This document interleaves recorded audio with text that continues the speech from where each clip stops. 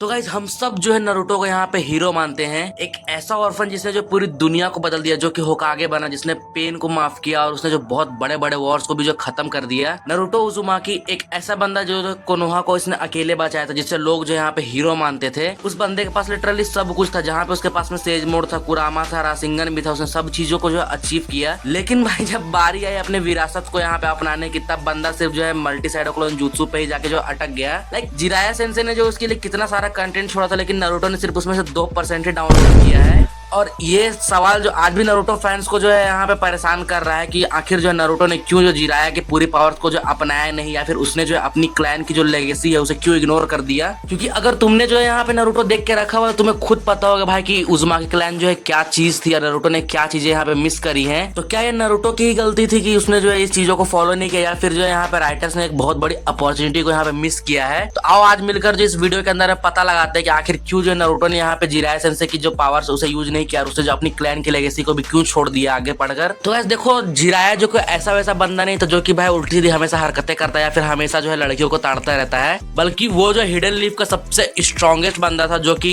सबसे तेज इन्फॉर्मर होने के साथ साथ में एक स्ट्रॉन्गेस्ट सेज भी था। और वो बंदा सीलिंग टेक्निक्स में भी बहुत ज्यादा एक्सपर्ट था। जिराया एक लेजेंडरी सानिन था, जिसे जो है माउंट म्योबोकू का सेज भी कहा जाता है और नारुतो का सबसे प्यारा टीचर भी। और लाइक उसी के इन्फ्लुएंस की वजह से नारुतो के पास में यहाँ पे सेज मोड की ताकत यहाँ पे आती है और वो जो पेन को हराकर जो है पूरे विलेज को जो यहाँ पे बचाता है। लेकिन क्या नारुतो ने जो जिराया के बाकी सारी विरासत को अपनाया या नहीं अपनाया भाई, इस चीजों को जो हम आज देखने वाले इस वीडियो के अंदर में। सबसे पहले बात करते हैं गाइस, आखिर जिराया के पास में ऐसा क्या क्या चीजें थी जो यहाँ पे नारुतो यूज कर सकता था। देखो, सबसे पहले मैं तुम्हें बताता हूँ, जो पहला पॉइंट आता है यहाँ पे समनिंग कॉन्ट्रैक्ट्स की। अब देखो, नारुतो सिर्फ टोड तक से सीमित रह गया, लेकिन अगर तुमने जिराया को देखा तुम्हें खुद पता होगा भाई कि उसके पास में टोड्स की पूरी आर्मी थी। उसकी एक से एक टेक्निक जिसे जो नारुतो ने यहाँ पे आधे में ही छोड़ दिया। और दूसरा सबसे बड़ा यहाँ पे एडवांटेज जो कि जिराया के पास में था, वो था उसका स्पाई नेटवर्क। देखो, जिराया का सबसे बड़ा वेपन था उसका जो इंटेल गैदर करने का तरीका, कि जिराया के पास में जितनी ज्यादा इंफॉर्मेशन थी अदर विलेजेस, रोग निंजा और अकात्सुकी के बारे में, इतना लिटरली किसी के पास में भी नहीं था। तो अगर नारुतो इस रोल को कैरी फॉरवर्ड करता, तो मैं लिटरली बता रहा हूँ उसके पास में बहुत बड़ा स्पाई नेटवर्क हो सकता था, लेकिन नारुतो ने कभी इसे जो कैरी फॉरवर्ड किया ही नहीं।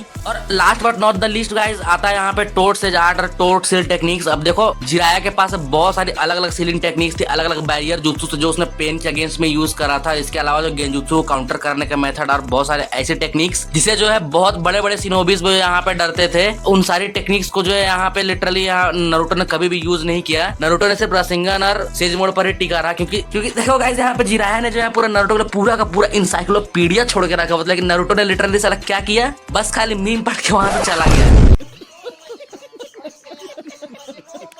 और अब बात करते हैं यहाँ पे नारुतो के डीएनए के बारे में। लिटरली उज़ुमाकी क्लैन, जिसका नाम सुन के भाई कुरामा के भी यहाँ पे पसीने छूट जाते थे, वो जो है नारुतो की खुद की विरासत थी। एक ऐसा क्लैन जो कि सिर्फ सीलिंग टेक्निक्स के लिए ही जाना जाता था, और उनका जो सीलिंग टेक्निक्स जो है यहाँ पे सिंबल था उनके क्लैन का। और ये पावर्स उनके पास ज्यादा खतरनाक लेवल पे थे कि लिटरली 5 ग्रेट नेशंस भी जो उनसे डरते थे, और उनको जो है एक साथ आना पड़ा ताकि वो जो उज़ुमाकी क्लैन को खत्म कर सके, क्योंकि उज़ुमाकी क्लैन की पावर ही ऐसी थी। अब तुम्हें याद होगा कुशिना उज़ुमाकी भाई, उसकी नारुतो की माँ, जिसके पास जो सीलिंग की बहुत तगड़ी यहाँ पे नॉलेज थी, और उसकी चेन बेस्ड सीलिंग जुत्सु, जिससे भाई कुरामा को उसने कंट्रोल करके रखा हुआ था। और इसके अलावा तुम्हें याद ही होगा यहाँ पे कारिना अरनागाटो, एक बंदा जिसने भाई लिटरली रिनेगान को उसके फुल पोटेंशियल पे यूज किया था, दूसरी बंदी जिसने जो भाई यहाँ पे लिटरली हीलिंग के अंदर मास्टरी करके रखी हुई थी। दोनों ने ही जो है अपनी उज़ुमाकी लीनियज का पूरे अलग लेवल पे यहाँ पे यूज किया, लेकिन नारुतो ने कभी भी जैसे इसको एक्सप्लोर ही नहीं किया। और वो क्लैन गाइस जो कि बड़े बड़े टेलबिट को सिर्फ ऐसे चुटकियों में जो यहाँ पे कैप्चर कर सकता था, लिटरली उस चीज को भी यहाँ पे नारुतो ने कभी भी जो यहाँ पे यूज नहीं किया, क्योंकि उसने जो साइडोक्लोन और रासिंगन के अलावा कभी भी जो आगे किसी हाई लेवल के टेक्निक्स को यूज ही नहीं किया। और लाइक ये दोनों टेक्निक्स भी जो यहाँ पे मैं तुम्हें बता रहा हूँ, ये भी जो है उज़ुमाकी क्लैन की टेक्निक्स नहीं है, बल्कि टोबिरामा की टेक्निक्स है। और नारुतो ने लिटरली अपने यहाँ पे हाई चक्र रिजर्व को सिर्फ यहाँ पे सिर्फ बर्बाद ही किया है। ना ही उसने कभी भी कोई यहाँ पे सीलिंग टेक्निक्स को यूज किया, ना ही उसने जो है कुछ भी यहाँ पे यूज किया, ना उसने अपनी माँ की तरह सीलिंग चेंज का यूज किया, ना ही उसने जो कोई सीलिंग टेक्निक्स जो कि उज़ुमाकी के अंदर में चलती आ रही है उसका यूज किया।